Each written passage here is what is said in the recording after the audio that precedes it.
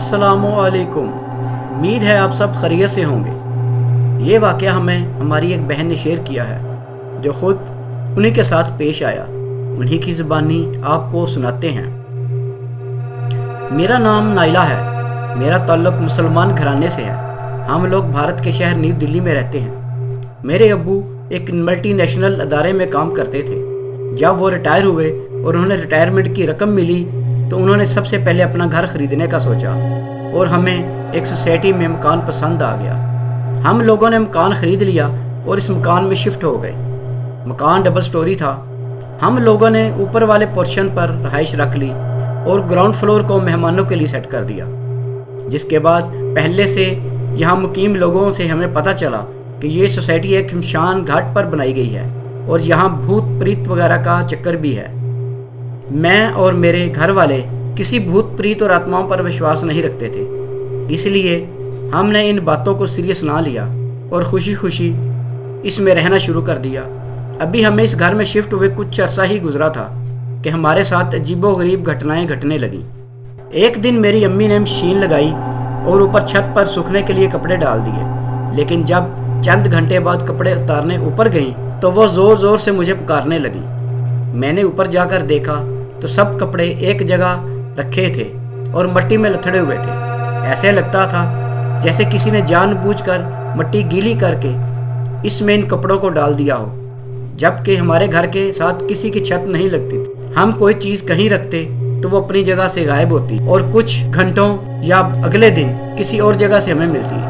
हम घर के 7 अफराद थे और यहाँ शिफ्ट होने से पहले हमारे घर में हर वक्त रौनक रहती थी। हम सब लोग एक दूसरे के साथ हंसी मजाक करते रहते थे, लेकिन अब हमारे घर में अजीब सा सन्नाटा और उदासी छाई रहती थी। ऐसे लगता था जैसे अभी अभी इस घर में कोई मरा हो। किसी का हंसने या बोलने का जी ना चाहता था। एक दिन मैं अपने कमरे में सो रही थी कि मेरी आंख अजीब बदबू की वजह से खुल गई। मैं हड़बड़ा कर उठ बैठी। मैंने देखा मेरे कमरे में हर तरफ धुआं भरा हुआ था और वो बदबू इस धुएं से आ रही थी।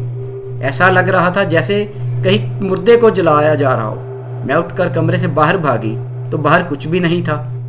मैं नीचे गई तो उधर भी सब आराम से सो रहे थे और किसी किस्म के धुएं का नामो निशान ना था। जो हैरानकुन था, मैंने समझा कि धुआं कहीं बाहर से आ रहा होगा, क्योंकि मेरे कमरे का दरवाज़ा पूरा नहीं खुला हुआ था, इसलिए धुआं फौरी खारिज ना हो सका और मैं दोबारा अपने कमरे में आकर सो गई। जैसे ही मेरी आंख लगी, मैंने ख्वाब में वैसा ही कुछ होते देखा जो मेरे साथ सोने से पहले हुआ था, यानी मुझे बदबू का आना, नीचे जाकर उसे तलाश करना वगैरह। कि अचानक एक खौफनाक आदमी मेरे सामने आ गया।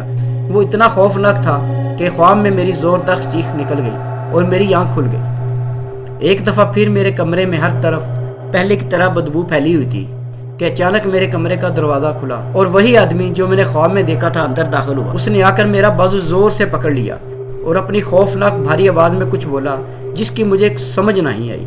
मैं इसको देखकर ऊंचा ऊंचा चिल्लाना चाहती थी, लेकिन मेरी आवाज़ नहीं निकल रही थी। मैंने दिल में खुदा को याद करना शुरू कर दिया। मुझे लग रहा था कि यह मेरा आखिरी वक्त है और ये खौफनाक आदमी मुझे जान से मार देगा। कि अचानक वो आदमी मेरी तरफ बढ़ा और फिर कुछ पता नहीं कि मैं कैसे बेहोश हो गई। इसके बाद जब मुझे हल्का हल्का होश आने लगा तो मुझे लगा जैसे कोई मेरे मुंह पर थप्पड़ मार रहा हो। मैंने आंखें खोल कर देखा तो मैं किसी हॉस्पिटल में थी और नर्स मुझे होश में लाने की कोशिश कर रही थी।